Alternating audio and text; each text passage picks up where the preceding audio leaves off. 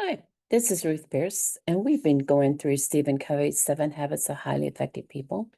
And we are doing habit 7 today, the first part of it. And it is sharpen the saw, principles for self-renewal. And he has a quote there at the beginning that I don't have the whole quote written down, but it's there are no little things. So it's the little things that help us be successful. Habit seven is taking the time to sharpen the saw, not being so busy that you forget to take care of yourself, your own personal PC or production capacity. He starts by telling the story about the person cutting down a tree in the forest, and his saw was very dull and it was taking a long time. So the person said, maybe it'd be worthwhile to take 5 minutes and sharpen your saw. I don't have time. I got to keep moving. But how much are we like that? That we feel like we've got to get our to-do list done. We're not taking time for the things that are important but don't appear to be urgent. That takes us back to the quadrants. And quadrant 2, if you remember, was important but not urgent. And honestly, each of these will focus on quadrant 2. And quadrant 2 has to be acted upon. It doesn't get in your face and say, take care of this. This is the habit that makes all the other habits possible. It is personal PC, like we said. It is maintaining and preserving the greatest asset you have, yourself. It's renewing 4 dimensions of your nature, your physical, your spiritual, your mental, and the emotional/social. And it means that you are exercising regularly in each of these 4 dimensions in wise and balanced ways. And I read another book about the same time that I read this many, many years ago. The Power of Full Engagement. Managing energy, not time, is the key to high performance and personal renewal. And they talk about those same things. And the book, actually, Stephen Covey's book, mentions several different people who have 4 dimensions. They use different terms for them, but they're all in there. Sharpening the saw is proactive. It is a quadrant 2 activity and must be acted upon. And it must be acted upon until it becomes second nature, until it becomes a healthy addiction. It is in the very center of your circle of influence. No one can do it for us. We must do it for ourselves. Now, there are some times that you need outside help when you're really going through a crisis, and that's okay to ask for that help during that time. But for the most part, you are responsible. Well, you are responsible no matter what, for either asking for help or taking care of sharpening your own saw in the physical, mental, spiritual, and emotional/social. First one we're going to talk about today is the physical. In a nutshell, it's caring for our bodies effectively, eating the right kinds of foods, getting enough rest and relaxation, and exercising on a regular basis. Exercise is a quadrant 2 activity, important but not urgent. Hopefully I'm not freezing up. I'm probably in the storm here right now. But if we do not do it, it will become a quadrant 1 necessity. Dealing with health problems because of the neglect. Most people think we do not have time enough to exercise. In reality, we do not have time to not do it. Exercise includes endurance, flexibility, and strength. When you're building strength, all the benefits come at the very end when the fibers rupture and the nerve fibers register the pain. Then nature overcompensates, and within 48 hours, the fiber is made stronger. And this same concept works in the other dimensions too. We do not need that no pain, no gain. Our goal is to exercise our bodies on a regular basis in a way that will preserve and enhance our capacity to work and adapt and enjoy life. Do not overdo it at first. Start slow. This made me think of the Atomic Habits. Start good habits. Be proactive. Don't look for excuses. You're not desiring a quick fix. You are desiring a quadrant 2 activity that will bring great long-term results. The greatest benefit will be in the development of habit 1 muscle, that being proactive.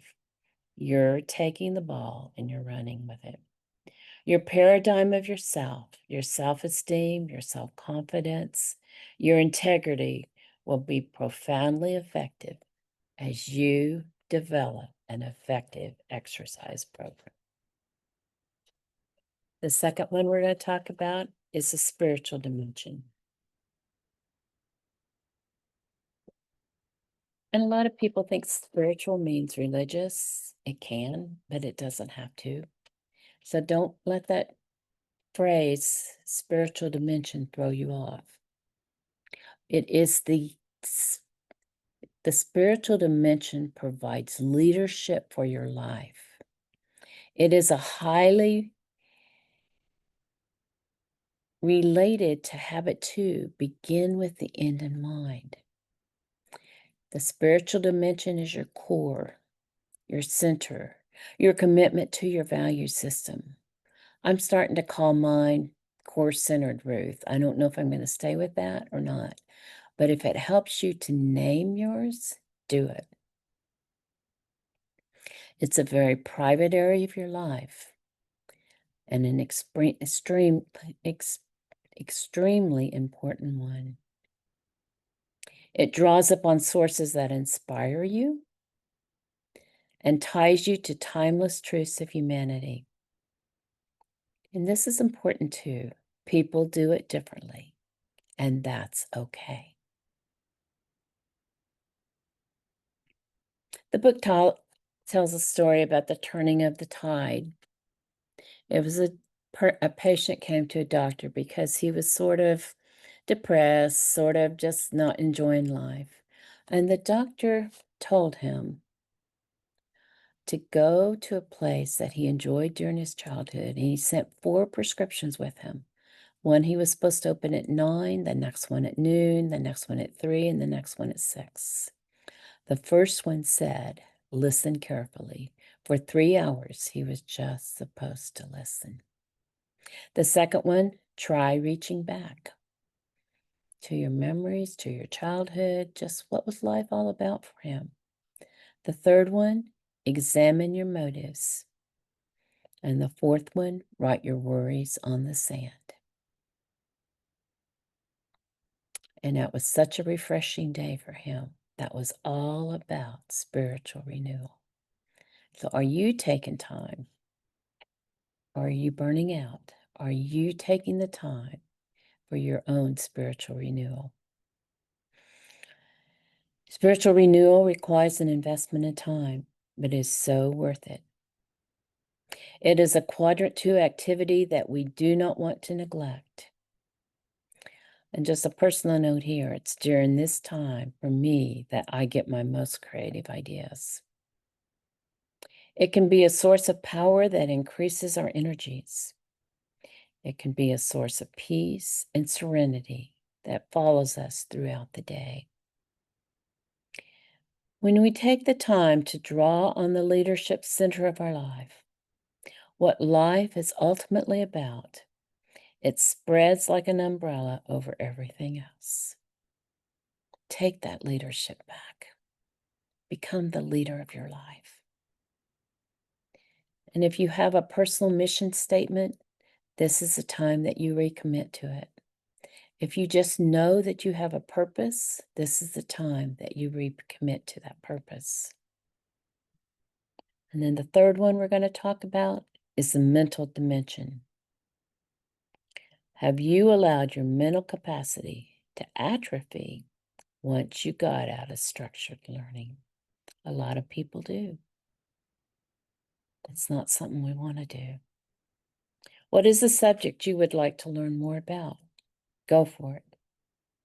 Continually honing and expanding the mind is vital to mental renewal. Sometimes that's through a structured program, but often it is not. Proactive people can find many ways to educate themselves. Train your mind to examine your own program, your own belief system. Always take time to evaluate and reevaluate your beliefs. Read broadly and expose yourself to great minds. Read good literature. This is another high leverage quadrant 2 activity. And it fits in with habit 5. Seek to understand, then be understood. If we use our own autobiography and judgments when we're doing that reading, will we truly be able to understand what that author is saying? Get out of your own autobiography. The person who doesn't read is no better off than the person who cannot read. Writing is another way to sharpen that mental saw. Organizing and planning is another one. Habits 2 and 3 begin with the end in mind and then put first things first in order to get there. You are using the power of your mind to visualize the principles needed to get from the first part of the journey to the end. Sharpening the mind in these first 3 areas, physical, spiritual, and mental, describes Covey's daily private victories, habits 1, 2, and 3. Spend an hour doing it for the rest of your life. And the fourth one, the social/emotional dimension. That uses habits 4, 5, and 6. It's centered on principles of interpersonal relationship, empathic communication, and creative contribution.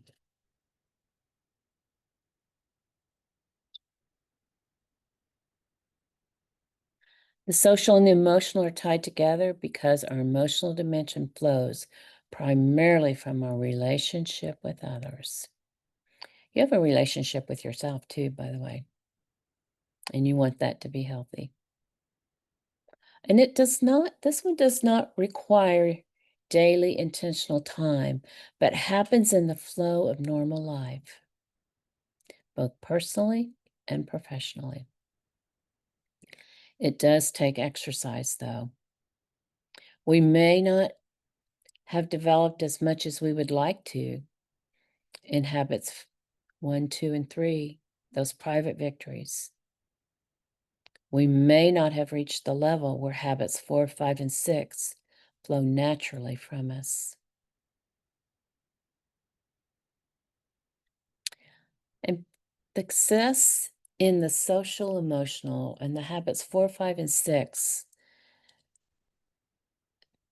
is highly related to your sense of personal security. I think this is an area that a lot of people struggle in. But this is where you need to practice those habits 1, 2, and 3. So we're going to spend some time right now talking about where it's not coming from and where it does come from. Does not come from what others think of us. Remember, you're proactive. You're the programmer of your life.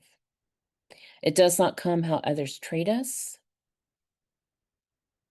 It does not come from our circumstances.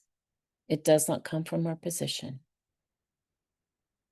So what does intrinsic security come from? It comes from within. It comes from accurate paradigms of how we see ourselves, others, in the world.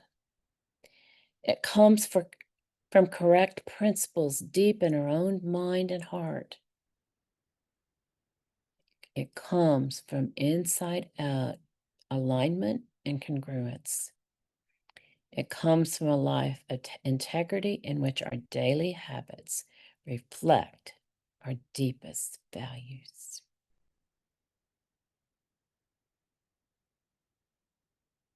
Peace of mind comes when your life is in harmony with true principles and values. There is no other way. And then if you want to take that intrinsic security deeper, past the internal part of us, it's a result of effective interdependent living, knowing that win-win solutions do exist, that life is not always either or, and that there's almost always a third alternative that is mutually beneficial to both parties.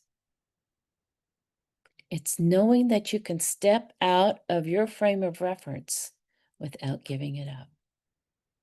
You can step out of your beliefs and how you're looking at something, your paradigm, your perception, in order to understand the other person without giving up your beliefs. That you can truly and deeply understand another human being. When you authentically, creatively, and cooperatively really experience interdependent habits, then your intrinsic security is going to develop stronger. Also, it will when you're helping others in a meaningful way, whether it be inside or outside of work. But also, this is my caveat that I want to put on there. Be careful that you do not get your identity more from what you do, what you accomplish, than who you are. Take it back to who you are. Make it an identity, not something you do. And that's the end of what we covered in the first part of Habit 7.